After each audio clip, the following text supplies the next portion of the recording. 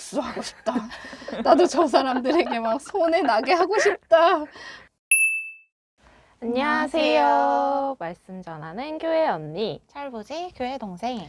교회 다니는 동네 언니입니다. 오늘은 베드로전서 2장을 묵상하고 함께 나눠보려고 해요. 묵상을 나누기 전에 지금 이 영상을 보고 계신 분들도 영상을 잠시 멈추고 베드로전서 2장을 읽으신 다음에 시청해 주시면 좋을 것 같아요. 그럼 함께 베드로전서 2장을 나눠볼까요? 나는 이 장을 읽고 처음 든 생각이 선함이라는 단어였어. 가끔 믿는 자로 살아가는 게 세상이 바라보기에는 미련해 보일 때가 있잖아. 그런데 3절의 말씀을 보면서 그건 미련한 게 아니구나 라는 생각을 했어. 말씀에는 주의 인자하심을 맛보았으면 그리하라 라고 되어 있는데 그 말씀이 나한테는 하나님을 만났다면 내가 만난 그 하나님이 맞아. 그걸 믿어. 이렇게 다가오더라고. 그래서 역시 미련해 보이지만 선한 것을 더 고집해야겠다는 생각을 했어. 나는 2절에서 3절을 읽으면서 처음 예수님을 만나고 얼마 지나지 않았을 때 깨달았던 것이 생각났어. 나는 기억나지 않지만 주님은 나를 돌봐주셨다는 것을 알게 해주셨어. 우리가 아이였을 때 엄마나 아빠가 돌봐주신 것이 기억이 나지 않지만 그것 때문에 이제 내가 자랐고 지금의 내가 되었듯이 말이야. 그리고 그 이후에도 주님은 내가 자라도록 계속 돌보고 계시겠지? 아마 내가 구원에 이르고 그 구원을 누리며 살기를 바라시는 마음이실 것 같아. 좋은 삶, 행복한 삶을 아시니까 내가 누리길 원하시지 않을까 싶어. 나도 좋은 게 있으면 우리 아이들에게 막 주고 싶고 빨리 알려주고 싶고 그렇거든. 어느 책에서 읽었는데 우리는 마치 바닷가에서 휴일을 보내자고 말해도 그게 무슨 뜻인지 잘 모르고 상상하지 못해서 그저 빈민가 한 구석에서 지능만 가지고 놀고 싶어하는 아이 같다라고 이야기하더라고. 그래서 바닷가에 가자고 해도 그게 얼마나 좋은지 모르니까 안 가고 있는 거지. 그런데 만약 이 아이가 바닷가에서 놀이를 알게 되면 어떨까? 우리가 2절의 말씀처럼 주의 인자하심을 맛보았으니 더 찾게 되고 주님을 더 찾음으로 더 잘하게 된다는 생각이 들었어. 주님은 우리가 이 좋은 걸 더 빨리 더 깊이 알아가고 누리길 원하지 않으실까? 얼마나 알려주고 싶으실까? 그래서 나도 주님은 더 깊이 알고 더 가까이 하고 더 자라가고 싶다고 생각했어.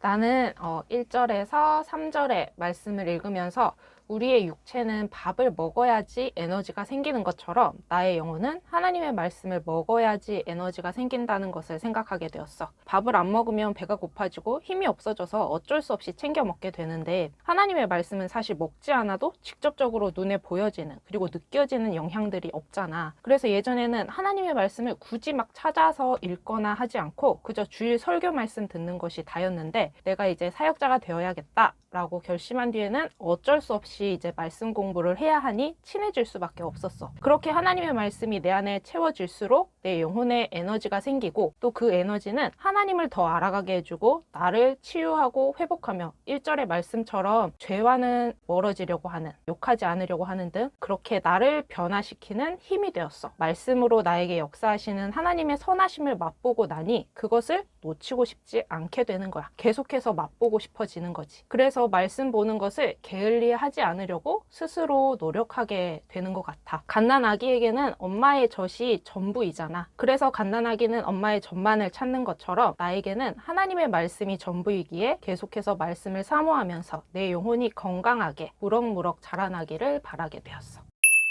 나는 8절 말씀을 보면서 그들이 말씀을 순종하지 아니함으로 넘어지나니 이는 그들을 이렇게 정하신 것이라고 나와 있는데 구원받을 사람과 그렇지 않을 사람을 애초에 정해놓으셨다는 건가? 라는 생각이 들었어. 근데 또 12절을 보면 그건 아닌 것 같기도 하고 무슨 뜻이려나 싶은 생각이 들더라고. 나는 9절의 말씀을 읽으면서 나는 그렇지 않다고 생각하지만 나는 주님의 만드신 나잖아. 나를 주님이 택하신 족속이고 왕같은 제사장이고 거룩한 나라이며 주님의 소유된 백성이라고 주님께서 이야기하시기 때문에 될 수 있다는 생각이 들었어. 그리고 10절 말씀에 전에는 아니었지만 이제는 하나님의 백성이라는 구절을 읽고 있으니까 나를 주님께서 세상에서 쏙 들어서 하나님 나라로 옮기시고 이제는 하나님 나라의 땅을 밟고 그 속에서 살아가는 주님의 백성으로 만들어 주셨구나 라고 생각했어. 나를 옮기시고 너의 원래 모습은 이래 하고 말씀해 주시면서 먼지를 탈탈 털어서 나도 몰랐던 이제 본 모습을 회복해 주시는 상황이 상상이 되더라고. 나는 18절과 그 이후의 말씀을 보면서 하나님은 이 땅에서의 일들을 존중해 주신다는 생각을 했어. 가끔 세워진 권위자들에 대해 정죄하는 마음이 들 때가 있는데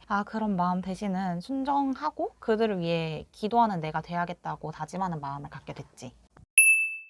나는 사실 19절에서 20절 말씀을 읽으면서 참을 수 있을까? 고난을 받고 참는 건 하나님 앞에서 되게 아름답다고 써 있는데 억울하지 않을까? 라는 생각이 먼저 들었어. 어떡하지? 나는 못할 것 같은데 라고 생각하고 있었거든. 근데 전에 겪었던 일이 하나 떠오르더라고. 예전에 우리 집에 이사를 하면서 되게 화가 나는 일이 있었거든. 사실 금전적으로도 손해를 받고 가구도 되게 많이 망가졌어. 그래서 막 속으로 복수하고 싶다. 나도 저 사람들에게 막 손해 나게 하고 싶다. 막 생각하면서 부글부글 막 끓고 있었거든. 근데 마침 그때 내 마음속에 마태복음 18장 22절 말씀이 떠오르는 거야. 70번씩 7번이라도 용서하라는 말씀. 알지? 그래서 진짜 이러면서 막 참았어. 아무것도 안 했어. 하고 싶었는데. 그리고 막 하나님한테 화난다고 막 이야기 100번 하고 막 혼내주라고 하고 그러면서 지나갈 수 있었어. 그런데 사실 그 경험을 하고 나니까 좀 뿌듯한 마음이 들더라고. 아기가 이제 막 걸음마를 뗀 느낌? 그러면서 나는 해냈어 하면서 세상 뿌듯해하는 그런 느낌이 들더라고. 아마 나한테 이제 딱 맞는 미션은 그쯤이었던 것 같아. 내가 막 좌충우돌하더라도 주님의 말씀을 듣고 순종하려는 그 과정 모두를 기뻐하셨을 거란 생각도 들었어. 또 부당한 일이 생길 수 있지. 삶을 살아가면서 아마 계속 생기게 될 수도 있을 거야. 근데 그때그때 말씀해 주시는 주님을 따라가려는 용기와 힘이 내 안에 있었으면 좋겠다고 생각했어. 나는 우선 18절에서 20절의 말씀을 읽으면서 일단 깜짝 놀랐어. 에베소서 6장을 묵상을 할 때 내가 정말 따르기 힘든 리더 밑에 있다면은 그래도 계속 따라야 하는 걸까라는 질문에 답을 알려주시는 것 같았거든. 착한 주인에게만이 아니라 까다로운 주인에게도 순종하라고 말씀을 하시는 거야. 그리고 더 나아가서는 부당한 고난을 당할 때에 하나님을 생각하면서 참으라고 해. 참는 것이 하나님이 기뻐하는 것이라고 말해. 21절에는 이를 위해서 우리가 부르심을 받았다고까지 해.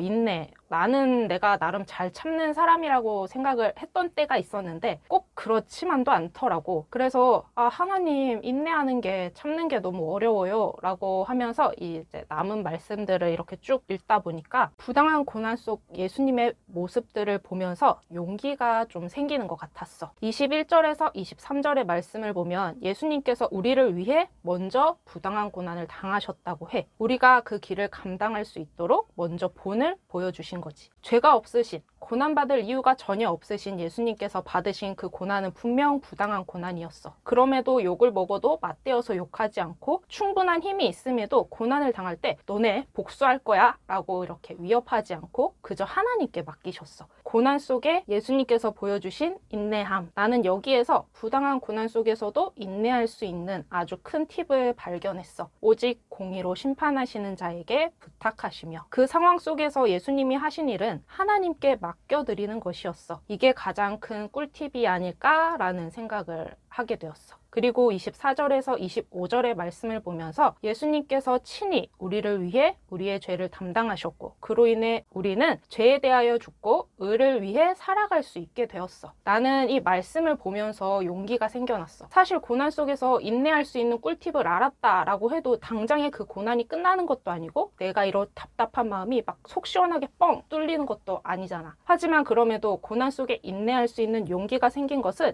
예수님께서 나의 죄를 담당하심으로 나는 이제 의를 위해 살아갈 수 있는 자가 되었다는 거야. 고난 속에서도 의를 쫓아서 살아갈 수 있는 힘을 나에게 주셨다는 거지. 교회 다니는 우리 동네 언니가 하나님께 맡겨드리고 하나님의 말씀에 순종할 수 있었던 것처럼 말이야. 나 또한 이렇게 부당한 고난 속에서도 하나님께 맡겨드리면서 하나님이 기뻐하시는 걸음을 용기 내어 걸어갈 수 있기를 기도하게 되었어.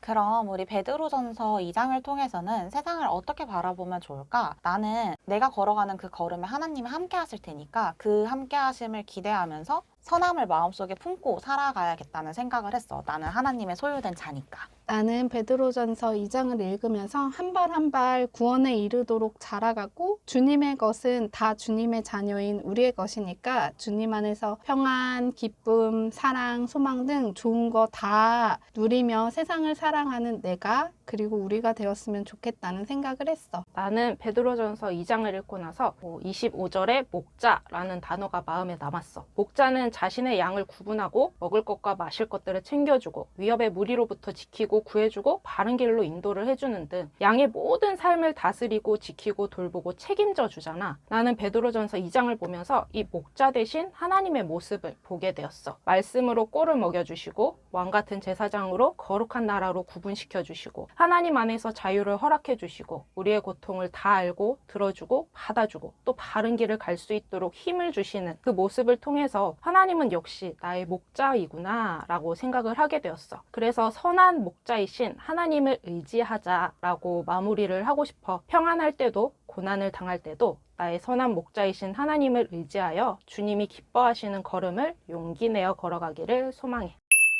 지금 이 영상을 보고 계신 여러분들도 베드로전서 2장을 읽고 느낀 점들을 댓글로 나눠주시면 좋을 것 같아요. 그럼 말씀으로 세상을 바라보는 우리가 되기를 바라며 모두 안녕!